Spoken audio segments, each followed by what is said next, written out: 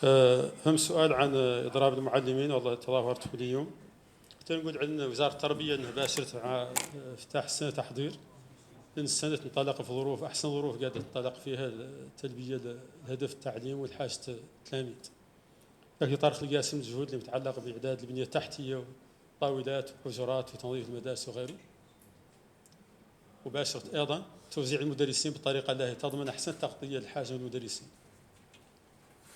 وطبيعي أنها دور تحاول تعدلها بذاك اللي يوافق ما أمكن رغبة المدرسين اللي قاعد يولى بهم رغبة ما غير ما هي تعود رغبة المدرسين ما توافق هي والحاجة، يعود معطية الأولوية للحاجة ضرورة اللي يتواجد فيها الموظف العمومي قاعد مبدئيا يتواجد في أي نقطة من البلاد. إذن التحويلات الأخيرة معدلة على أساس معايير أعلن عنها اللي قاعدة تولى بحاجته حسب طلب وخلقه، لما قاعدة تفهم معايير اللي واضحة، لكن اللي منها خلق حد قاعد ينظم فيه قد يرفع تضرر الوزارة وهذا حد باب ذاك، لأن يعود حد قاعد عنده ضرر غير يعود حد هم معلن درس لا بيدي يبقيه هو، لكن ما هو اللي أصلا معتاد أنه لا يدرس بل منين تواجد الحاجة. هذه قضية 2/5 اللي هو توزيع المدرسين في المدارس.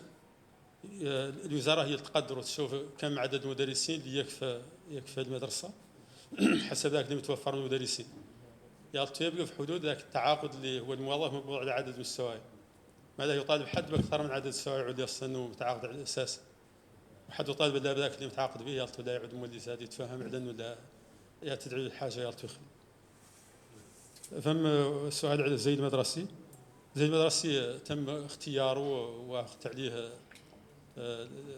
المجتمع المدرسي كامل، انطلاقا من اهميه القدر من الاعتبارات اللي تعرفوها. اساسها مساواه بين الناس تبدا في الوضعيه. الوزاره طرحت خطه للعمل على توفيره واعطت لها قدر من الوقت، انا ماني ضابط كم. مبدئيا يالتها تعود ومحدد الوقت اللي يتوفر فيه ظروف نعود موجود، فهي يعود اجباري. نعرف كانت الفتره التحقت فات والله ما التحقت، والناس الضعاف اللي في السجل الناس الضعاف عن التآزر لا يوفر لها مجانا. الناس الاخرى لا يعود متوفر بالبيع. وادنى حدود حاجه يعتبروا ذا كيف اللباس اللي كان اصلا يشتري الناس اللي كانت تلبس لباس ما هو زي المدرسه، كانت دايره في اللباس اللي ما هو زي المدرسي ديروا في الزي المدرسي، والناس الضعاف له يعود ان شاء الله تغطى حاجيتها من دعم مجاني. فم سؤال عن خطة الوزارة للتغلب على تضرر المزارعين جراء الفيضانات الأخيرة في ولاية الضفة. نقول الحكومة باشرت من أول وهلة من بدء الإنذارات باشرت العمل على كل ما أمكن من تخفيف آثار فيضانات على المواطنين، وتواجدت ميدانيا بالوزراء المسؤولين، الإدارة المحلية كاملة المنتخبين، وأيضا القوات المسلحة، حاولوا على أنهم ما أمكن وتواجدوا بتوفير أيضا ذاك اللي يتم من دعم في الإيواء والفراش والطعام المياه، لأنها عدت خطة متكاملة واصطدت ذلك. التضرر لمستوى الزراعي من شكلين: فهم التضرر اللاحق بمزارع المزارعين وفهم التضرر اللي خالق البنية التحتية قاعد يصنها مستغلة من طرق ومن مجاري إلى غيره. الوزارة عاكفة على تحديد شكل الأضرار كاملة، سواء اللي متعلق بالمزارع وسواء اللي متعلق بالبنية التحتية الزراعية، ودور إن شاء الله تقدم الحلول له بطريقة اللي تضمن على أن الخطوات الهامة اللي تم قطعها في طريق الاكتفاء الذاتي إن شاء الله تعود هذه الفيضانات ما هي إن شاء الله عرقلة في الجهة بإذن الله.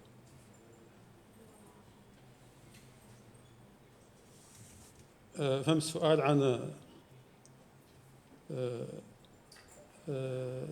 اتفاقية التعاون في المجال القضائي.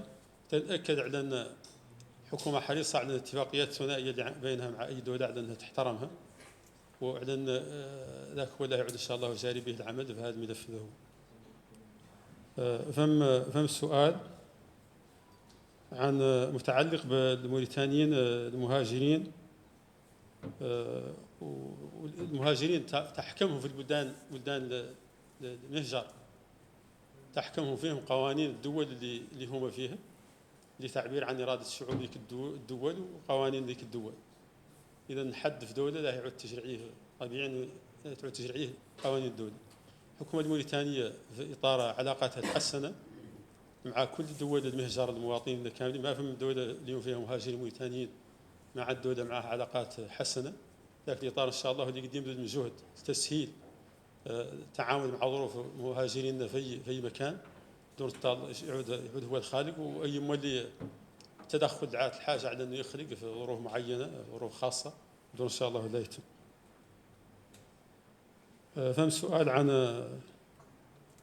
بعض الزيادات في اللي يجبر المتقاعدين. تنقول على أن خانة الرئيس من تولي الحكم خلقوا زيادات متكررة لمعاشات المتقاعدين يسوى من أي فئة، يسوى من فئات الموظفين السامين ومن غيرهم، يخلق فيهم ذاك اللي يعطي الحال ويستمر إن شاء الله. هم اللي كل ما أتاحت الفرصة على أنه يزداد إن شاء الله يدور لا يزداد بإذن الله. فهم سؤال عن تسوية ملف المتعاقدين في إعلام. اقترح عليكم أنكم تخلوه يجي إن شاء الله هو وزير المكلف في إعلام يدور على التفاصيل أحسن. مرحبا، بارك الله فيك.